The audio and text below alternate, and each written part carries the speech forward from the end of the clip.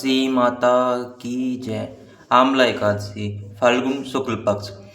मानधाता जी बोले, हे वशिष्ठ जी, यदि आप मुझ पर प्रसन्न है तो आमला व्रत की कथा कहो, जिससे मेरा कल्याण हो। वशिष्ठ जी बोले, हे राजन, सब व्रतों से उत्तम और अंत में मोक्ष देने वाला अमल की एकादशी का वर्णन करता हूँ। यह फाल्गुन माह के शुक्ल पक्ष में होती है।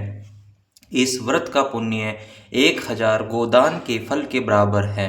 मैं आपसे एक पौराणिक कथा कहता हूँ।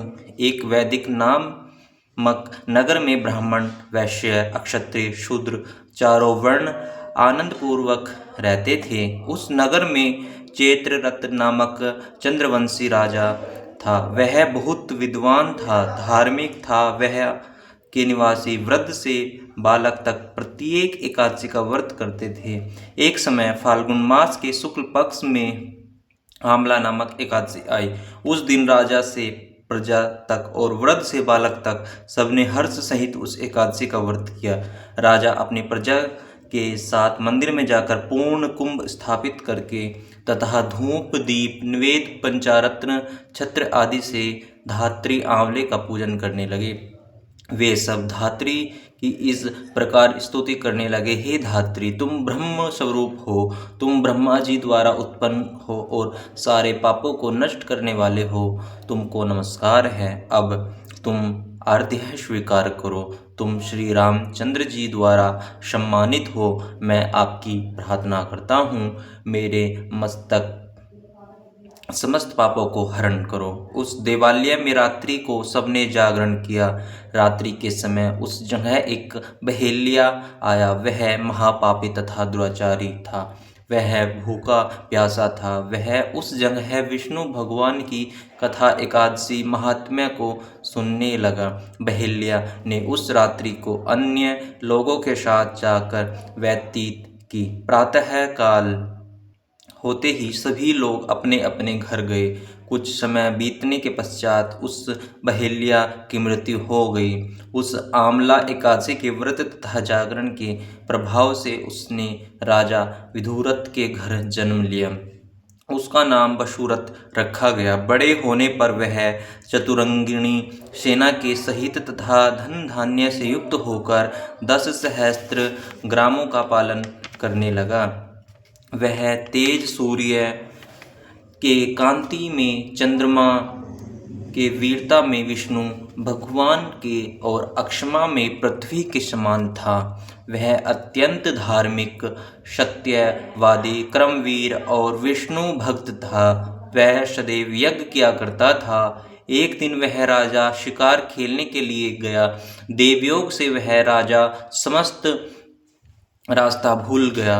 तब वह उसी वन में एक वृक्ष के नीचे सो गया। उसी समय पहाड़ी मल्लेच वहां आए और राजा को अकेला देखकर उस पर मारो मारो का शब्द करके टूट पड़े। वे मल्लेच कहने लगे, इस दुष्ट राजा ने हमारे संबंधियों को मारा है तथा देश से निकाल दिया है, अतः इसे अब अवश्य मारना चाहिए। ऐसा कहकर वे मल्लेच राजा पर सहस्त्रास्त्र का प्रहार करने लगे। उसने अस्त्र शस्त्र राजा के शरीर पर गिरते ही नष्ट हो जाते और उनको पुष्पों के समान प्रतीत होते उन मल्लेचों के अस्त्र शस्त्र उन पर उल्टा प्रहार करने लगे, जिससे वे मूर्छित हो गए। उस समय राजा के शरीर से एक दिव्य स्त्री प्रकट हुई, जो अत्यंत सुंदर तथा वस्त्रों एवं आभूषणों से अलंकृत थी। उसकी भ्रुकुटी टेढ़ी थी, आंखें लाल लाल अग्नि निकल रही थी।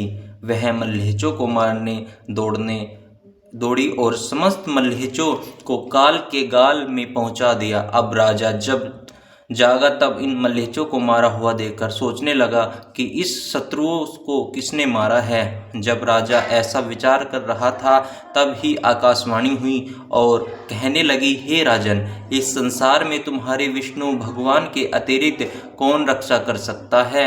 इस आकाशवाणी को सुनकर राजा अपने नगर को वापस आ गया और सुखपूर्वक राज करने लगा। महर्षि वशिष्ठ जी बोले, हे राजन, यह सब अमल की एकादशी के व्रत का प्रभाव था।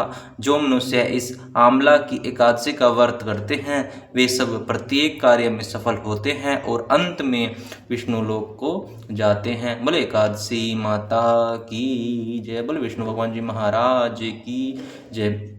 कथा सार। भगवान विष्णु की शक्ति हमारे सभी संकटों को काटती है। यह मनुष्य की ही नहीं देवों की रक्षा में भी पूर्णतः समर्थ है। इसी शक्ति के बल से भगवान विष्णु ने मधुकैटभ नामक दैत्यों का संहार किया था। इसी शक्ति के उत्पन्न एकादशी बनकर मूर नामक दैत्य का वध करके देवों को सुखी किया था। केवल एक बार अमल की एकादशी का व्रत करने वाले बहेलिये को जन्म जन्मांतर तक विष्णु भगवान की कृपा प्राप्त हो रही थी। बोले एकादशी माता की जय। बोले विष्णु भगवान जी महाराज की जय।